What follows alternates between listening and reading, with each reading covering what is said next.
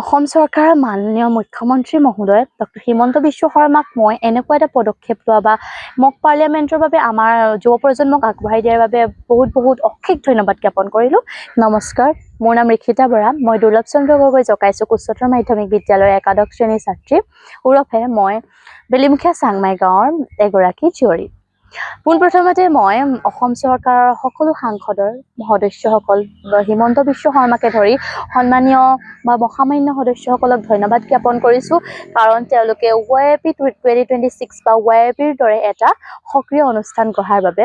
আৰু YIP 2026ত এক বিশেষ অভিজ্ঞতা হৈ আহিলে, মানে যোৱা 3 জুলাই আৰু 4 জুলাই অসম বিধানসভাত অনুষ্ঠিত YIP য়াং ইণ্ডিয়ান পাৰ্লিয়ামেণ্ট 2026ত মই কনষ্টিটিউঞ্চি কলকাতা চাউথৰ পৰা ৰিপ্ৰেজেণ্টিং কৰিছিলোঁ। তাত 5টা বিষয়ৰ লগত সামৰি 90 ছেকেণ্ডৰ এটা স্পীচ দিবলৈ কৈছিলে, য'ত কৃত্ৰিম বুদ্ধিমত্তাৰ সপক্ষে মই এটা বক্তব্য দাঙি ধৰিছিলোঁ।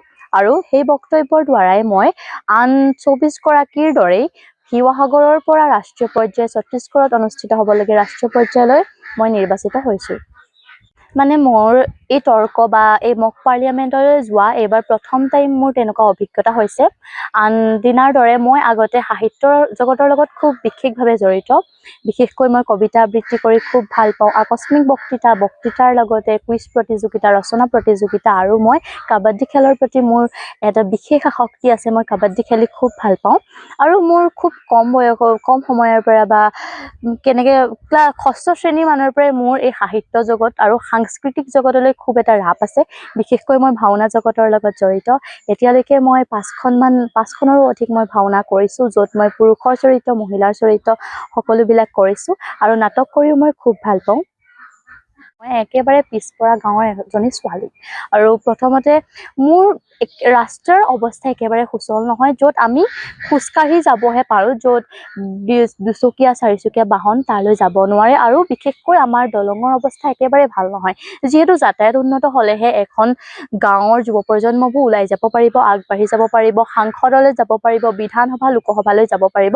যদি যাতায়াতে উন্নত নহয়, তেতিয়াহ'লে কেনেকৈ আগবাঢ়ি যাব পাৰিব? সেইবাবে মই অসমৰ মাননীয় মুখ্যমন্ত্ৰী মহোদয়ক আহ্বান জনাওঁ যে আমাৰ নিচিনা পিছপৰা গাঁৱৰ এনেকুৱা আৰ্থিক অৱস্থাবোৰ অলপ উন্নত কৰিব লাগে আৰু এনেকুৱা আন্তঃগাঁথনিবোৰ অলপ শক্তিশালী কৰিব লাগে। যিহেতু যিকোনো খবৰৰ বাবে যোগাযোগ কৰক আমাৰ এই নম্বৰত 9181 307 221।